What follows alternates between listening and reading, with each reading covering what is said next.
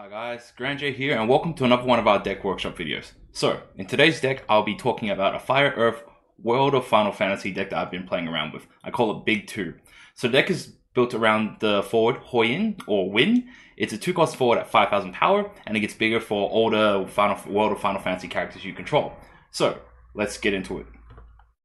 So the general strategy of this deck is about building up to 3 backups while dealing with aggression. There's a lot of ways to deal with aggression from Earth and Fire, so it's a deck that plays more mid-rangey. So it's about keeping constant pressure with Hauyn, Brandless, and Phoenix, basically allowing you to attack constantly with your Brave forwards and using all your other cards as supplementary support. There's quite a lot of search in terms of WOFF, so there's Brandless and there's Girl Who Forgot Her Name, so there's a lot of search for the strategy and it's supposed to build up a very consistent strategy overall. And you basically use all your other forwards to apply strategy and to deal with your opponent's forwards. So, let's look at it from a card-by-card analysis. The forwards. So first of all, we got 3 copies of Hauyn. She's a 2-cost forward at 5,000 power, so that's on curve. And if you control 3 or more category WOFF characters other than Hauyn, Hauyn gains plus 4,000 power. If you control 5 or more category WOFF characters other than Hauyn, Hauyn gets plus 1,000 power and Brave. So basically, if you have 3 characters that are WOFF other than this card, then she becomes a 9,000 power forward at 2 costs. So that's really, really good. So usually for a card of this sort of configuration, usually we'd expect them to go from a 2-cost 5,000 to maybe a 2-cost 7,000. But this is one of the first times where we had a card that goes 2 costs 9,000, which is really, really strong. And then if you do get to that 5 categories, you get an additional plus 1,000 power and Brave. So you're getting a 2-cost forward that's 10,000 power Brave. That's really, really, really strong. So obviously, it's really good cost efficiency for this deck. So we want to be able to build a strategy where we can get up to 5 WOFF characters on the field and then play Hauyn, and then she's going to be really strong. Although if you do play her with 3 characters on the field, then she's already very, very good at 9,000 power. And this deck is all about doing that. Do note it does say category WOFF characters, so that includes your backups, and that's going to be a lot of the cards that we'll be using to fulfill these conditions. Next is 3 copies on Brandless. So for those of you guys who've checked out my Water Earth Knights list earlier on, this guy might be familiar. So it's a 5-cost 6,000 power forward, so below the curve, but it's got EX burst when Brandless enters the field. You may search for a card named Segwarides or Pelennor, so these are the support backups that Brandless has, and for each card named Segwarides or Pelennor you have on the field, Brandless gets 1,000 power. So when you do fulfill your combo, Brandless becomes a 5-cost 8,000 power forward that's also able to search for a card when it comes into play. So typically most cards at 5-cost EX burst searches are usually 7,000, so this card is able to be 1,000 above that if you do have a little bit more setup to it. And yeah, not to mention that he also gets buffs from his Pelennor and Segwarides. So while you do have Pelennor on the field, then he gains Brave, and while you have Segwarides, he does gain First Strike as well. So both of these cards are really good support for him, and basically he can become an 8,000 power Brave First Striker while you have just these 2 on the field, but we also have Enacross as well. So that's going to pump him up to a 9,000 First Strike Brave. And for a card that's effectively 3 cost, this card's really, really strong. We'll be making use of him, and he's a WOFF character, and he searches for WOFF backups as well. So basically, he's got two values in terms of A, both as an aggressive forward, but also B, he searches up for more WOFF characters that allows us to fill Hauyn. Next, we have 3 copies of Land. So Land is a card from set 1. 3 costs and 7,000 power, so that's on curve. Land cannot be blocked by a forward with power greater than him, and cannot block a forward with power greater than him. So back in Opus 1, this card was a really annoying card to deal with because this card was able to get under a lot of cards that were around the 8,000 power mark. And yeah, so it was really strong back then. It has sort of fallen out of favor a little bit. Now we are running this card simply because we need Rain as a backup, because we need a fire backup to help pay for our fire cards, and also just Land kind of synergize into it. Not to mention Land's actually not a terrible card in terms of his ability to get under big forwards. So if we're dealing with big forwards and we're able to remove opponent's small forwards, and that means Land's able to get through as well. So he's an additional threat, but mainly he'll be used to be a card that you search for when you play Rain. Next, we have 3 copies of Scarmiglione, the Opus 3 version. So it's a 2-cost 6,000 power forward. When Scarmiglione enters the field from the break zone, choose 1 forward, deal a damage equal to half of Scarmiglione's power, rounded up to the nearest 1,000. So at its normal state, it's dealing 3,000 damage when it comes from the break zone to the field. And he's also got an S ability. When Scarmiglione is put from the field into a break zone, during its turn, return Scarmiglione to the field, it gains plus 2,000 power until the end of the turn. So Scarmiglione is a really, really good anti-aggression card because he's able to block attacks really quite well. So on his first attack, He'll block an attack, use its S ability, he comes back on the field, and then he's able to deal additional damage. Usually they'll allow you to finish off their first attacker, and then that sits Scarmiglione at 8,000 power, usually strong enough to trade against a secondary attacker as well. This ability becomes significantly more potent while you have Enacro on the field, because he does get that plus 1,000 power, so he becomes base 7,000, and he comes back as a 9,000. But not only that, but he also deals additional, more damage as well when he comes back using its ability. So if you have Enacro on the field, when he comes back, he's able to deal 4,000 damage if he doesn't use his S ability, or if he has used his S ability, he's able to deal 5,000 damage when he comes back into play, which is really quite strong. Generally, like if your opponent has 2 forwards, you'll be able to 2-for-1 them with this card if you have the S ability. So it's a really, really strong, good anti-aggression card. It only costs 2 as well. It's on curve, so it's a pretty good forward to be playing. And any deck that plays Enacro, I really feel like I want to play Scarmiglione to deal with like early aggression. Next, we have 2 copies of the Opus 2 Scarmiglione. So it's a 2 cost 5,000 power. It's got back attack, which basically means that you're allowed to play it any time that you could play a summon or an ability. So yeah, it's basically instant speed way to play Scarmiglione. Generally, we won't be playing this forward because we'll be using it as a card to trigger off the S ability for the other Scarmiglione. But in a situation where you don't have the other Scarmiglione and you do need to get a forward down with instant speed, and maybe if your opponent's playing ice or something and they've like doubled down all your other blockers, and this guy can come in to block an attack when you need to as well. So it is a decent surprise ability to block forwards. And yeah, so this card's like not bad within itself as well, but typically most of the time we'll be using it for the other Scarmiglione's S ability. Next, we have 3 copies of Dataluma. It is a 4 cost forward at 8,000 power. When Dataluma is chosen by your opponent's summons or abilities, choose 1 forward your opponent controls, deal it 4,000 damage. And when Dataluma is dealt damage, choose up to 1 opponent's forward, your 1 forward your opponent controls, deal it 4,000 damage. So basically, anytime Dataluma receives damage or is chosen by one of your opponent's abilities, then it deals 4,000 damage to one of your opponent's forwards. So this is a really strong ability. This is almost like a deleter from Opus 3. So it's got a really strong ability to basically like force your opponent to not target him or not enter combat with him, otherwise they do get punished for it. So the reason why we're running this card in this deck, because it is a pretty good blocker as well, so it is able to block anything that's generally bigger than him. Also, if your opponent's playing any sort of like dull or damage type effects, then Dataluma also punishes him for that as well. So if your opponent's using any sort of like dull abilities such as like a snow or even like ousted, that sort of stuff, then Dataluma will be able to punch him very heavily. Of course, any ability or summon that both chooses him and deals damage will trigger off this ability twice. So 1 when he's chosen and 1 when he receives the damage. So stuff like ousted will be penalized extremely hard against Dataluma as well. So this is a great card, but additionally this deck also has some additional synergy with him. So we do run 3 copies of Pelennor, which is the backup that you get from Brandless, and Pelennor does have an ability where it's able to pay 1 Earth, 1 Dull to deal 1,000 damage to all forwards. So typically backups, usually you want them to deal damage to your opponent's forwards, but we can use Pelennor to trigger its ability, deal 1,000 damage to all forwards, and that allows Dataluma to trigger off its ability to shoot for 4k. So there will be times where you do need to hit that extra 4,000 damage, and Pelennor combo with Dataluma actually gives you a good synergy with that as well.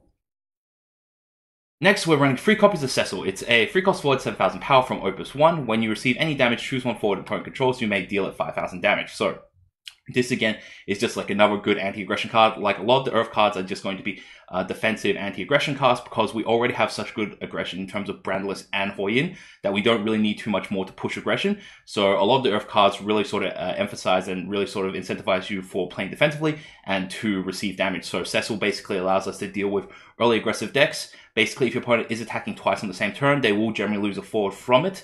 So yeah, this guy basically slows down the rate of aggression that your opponent can deal with. If your opponent's playing sort of like cheap aggressive forwards, stuff that are like around the 5 mark or 3k mark, then Cecil is able to take them out instantly with this as well. So it's actually quite good against Earth-based strategies that are playing more aggressively, that are going to dull your forwards. That's okay, because Cecil will allow you to deal with their forwards as well, or penalize them for attacking you, even though they're dulling your forwards. Next, we're running 3 copies of Legendary Vivi. So this card is actually a really good card. Like, I haven't had the opportunity to really talk about how strong this card is in a video yet, but it is really, really good. So it's a 3 cost 4,000 power forward. So it's quite below the curve, but when Vivi enters the field, choose 1 forward your opponent controls, deal it 4,000 damage plus 1,000 more damage for each card in your opponent's hand. So if your opponent has 3 cards in hand, this card is dealing 7,000 damage when it enters play. So that's already pretty good there. It's got Faraga, so for S, Free Fire Dull, choose deal 7,000 damage to all forwards. So this ability isn't really used all that often, but it actually is pretty potent in certain matchups. So You're mainly playing Vivi for its first ability to basically deal usually around the 7k mark to your opponent's forward. So there's a lot of really good 7k forwards in the game right now. So cards like Genesis, Steiner, Zidane. Now in the new set we have stuff like Setzer and all that.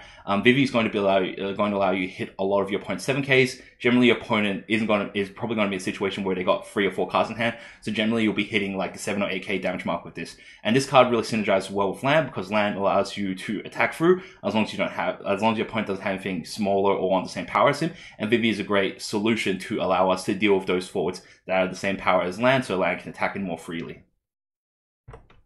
Next, we have 2 copies of Marche to finish up our forwards line, and it's a free cost 7,000 power forward.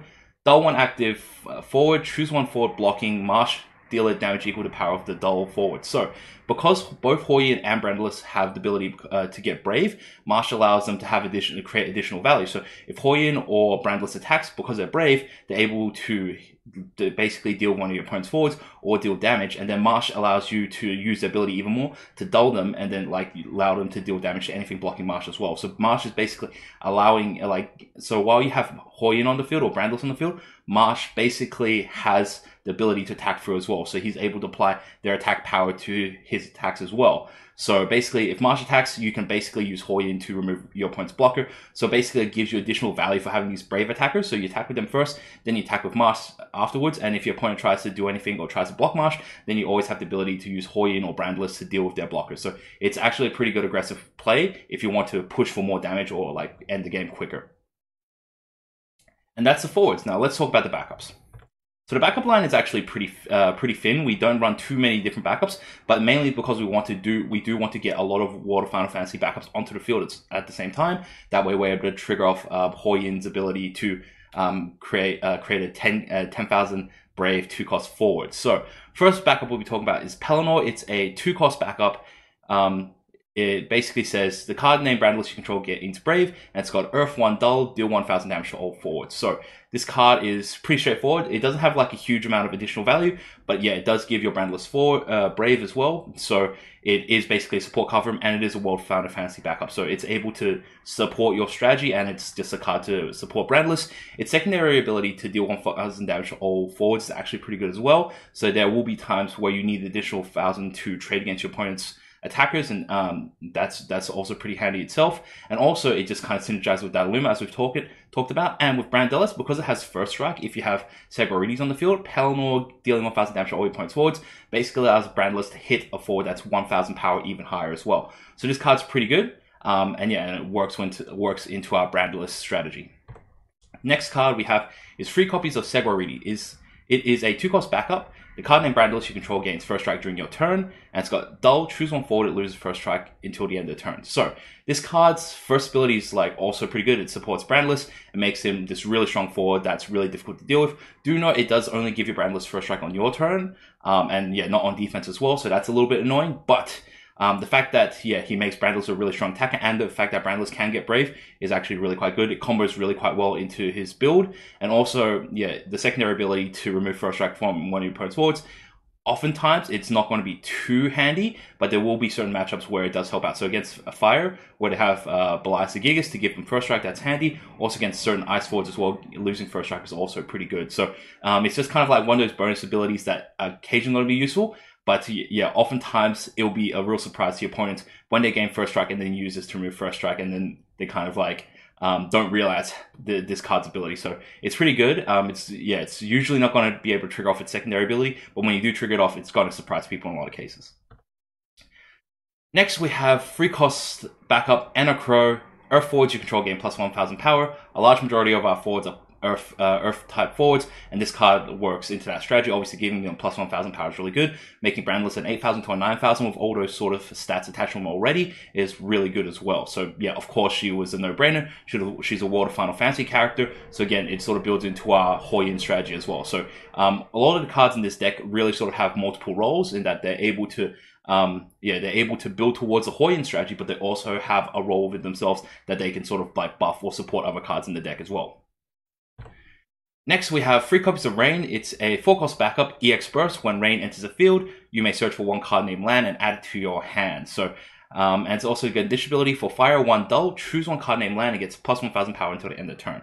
So typically we won't be using this card for its second ability all too often, but yeah, mainly it's used to get a fire backup down. That's WOFF. There aren't too many like WOFF backups in the game. Most of them are in Earth. There's one in Fire, which is Rain, and then you got one in Ice, which is the Sid robot. So there's not a lot of backups, but we do need to get that fire backup down, and Rain sort of fulfills that slot. Yeah, it does search for land, which also is another World of Final Fantasy character. So there will be times where you won't necessarily have 5 World of Final Fantasy backups, but if you have a World of Final Fantasy forward as well, it does allow your Hauyn to get that additional value as well. So being able to search for World of Final Fantasy forwards is also pretty good.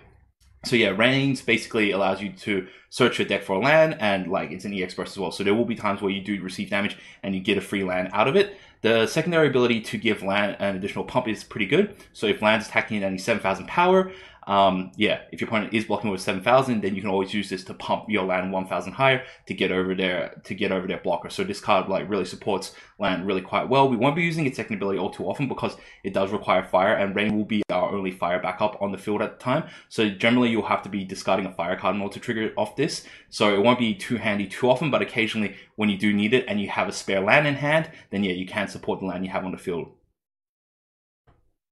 Next, we have 2 copies of The Girl Who Forgot Her Name. So it's a free cost backup. When Girl Who Forgot Her Name enters the field, you may search for one category of WOFF and add it to your hand. So this is pretty typical like free cost backup that searches for a character of a certain category, just like most of the other cards in the same sort of vein. So yeah, so basically the 2 main targets we'll be searching for in this deck will be Brandless as well as Hauyn. So basically, towards the early game, if we do play this card, we'll be searching for Brandless most of the time because we want to get Brandless down, and we want to search for the additional backup supports, which increase his power, but also trigger off Hauyn's ability as well. But if you do play it towards the later game, and you've already got your Brandless set up, then you can always search for an extra Hauyn to allow you to play more aggressively as well. Next, we have 2 copies of Masked Woman. So yeah, it's a free cost backup. When Masked Woman enters the field, choose one dull forward, cost 4 or less, and opponent controls, break it. So this is just another great way that we can sort of really penalize our opponent for playing aggressively against us early on. We're running 2 copies of her because we don't always need her, and there's going to be times where we have other backups that we want to put into play. So it is a World of Final Fantasy backup, so that's pretty good. It sort of fulfills those conditions. And yeah, if your opponent's playing aggressively, especially if they're playing any sort of strategy where they're playing 4 cost forwards like early on, or like aggressive forwards early on, then you can always use this to penalize them and break their forwards after they get in for 1 attack. And finally, to finish off our backup line, we have 1 copy of Tama. So yeah, we're playing the cheaper Tama. It's a 2 cost backup, pay X dull, break Tama, play 1 character of cost X or less from your hand onto the field. So basically this allows you to play a forward at instant speed. There's a couple of good applications for this. So this does allow you to play stuff like Vivi or stuff like Dadaluma or stuff like Cecil from your hand at instant speed in response to your opponent's attack. So that's pretty good. But mainly we're using it as just like a filler 2 cost backup. That's a WOFF character as well. So basically it allows us to get a backup in early on, especially if on turn 1 we want to get double backups down. Tama's an extra backup that will allow us to trigger that off with. And yeah, we can just break it whenever we need the space for something else a little bit later on. So yeah, so this card is just kind of like a filler card. It's not something that we'll be playing all too often. Arguably, you could play the 7 cost Tama, but then your two cost backup line is a little bit thin at 9. So I'd rather err on the side of caution, play the 2 cost Tama, and be able to reserve the right to instant speed some of your forwards in. And now, to finish off, we'll talk about the summons. So we're running 3 types of summons in this deck. First of all, we're running 3 copies of Phoenix. It's a 4 cost summon. Choose up to 1 forward, cost 2 or less from your break zone. Play it onto the field to deal 2,000 damage to all forwards your opponent's control. So this basically allows you to search for generally two targets from your discard pile. It allows you to search for a Hauyn, or allows you to search for Scarmiglione. So Scarmiglione has synergy with this card in that when Scarmiglione comes from the field or from the break zone to the field, he deals damage equal half his power. So if you do have Enacross on the field, he's coming in, he's dealing 4,000 damage as he comes into play, and also Phoenix deals 2,000 damage when it's being played as well. So it does allow you to instantly remove a 6,000 power forward, and also gives your body on the board. Most of the time you will be using this for Hauyn. So like Hauyn's like a 2 cost forward, so there will be certain effects that will break it or will penalize it for being such a low cost. But it gives us more staying power. So if we do get to that mid or later game, we can always cast Phoenix, get another Hauyn on the field, and your opponent's going to start running out of responses or answers to deal with your 10,000 power Brave forward. So most of the time we'll be using it for Hauyn, but Scarmiglio is pretty good with it as well. Sometimes if you also need an extra 2,000 power, you can trade with it. That's pretty good. If you have a Cecil on the field and your opponent attacks with a 7,000 power forward, you can use Cecil to deal 2,000 damage to one of their forwards, and then use Phoenix to finish it off. Same with Dalaluma as well. So Phoenix does create situations where you can like use your ping damage to finish forwards off. Next, we have 3 copies of Bahamut. So this is the new Opus 4 Bahamut. It is a 4-cost summon. Choose on forward, deal 8,000 damage. It is put from the field into break zone. This turn, remove it from the game instead. So basically, this is a very good summon.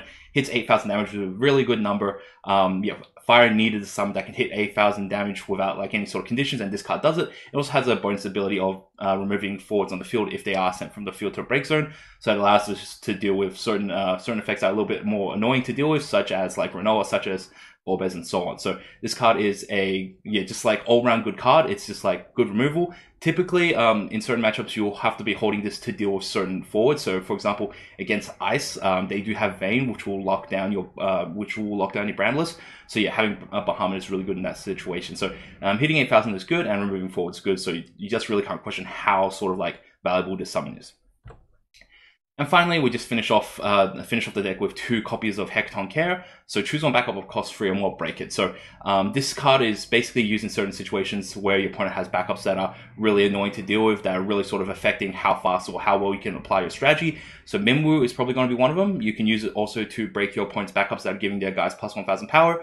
Stuff like Heroic Unit is really annoying to deal with. So Heroic Unit's ability to remove your forwards really limits how well you can play Phoenix, because every time your Hauyn dies, it's removed from the field. So that really limits how many Hauwyns you can get back with Phoenix. It prevents your Scarmiglio from triggering off its ability. So there are certain backups that really sort of hinder this deck, and Hecaton Care gives us a solution to deal with those.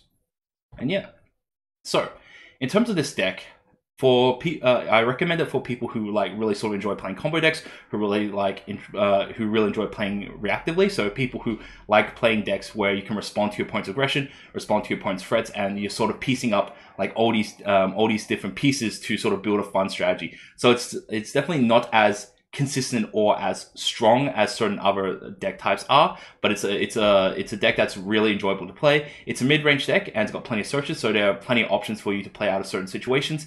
And yeah, so it has ways to deal with both early game and late game sort of strategies, because it sits in the mid-range. And yeah, it's a pretty fun deck to play.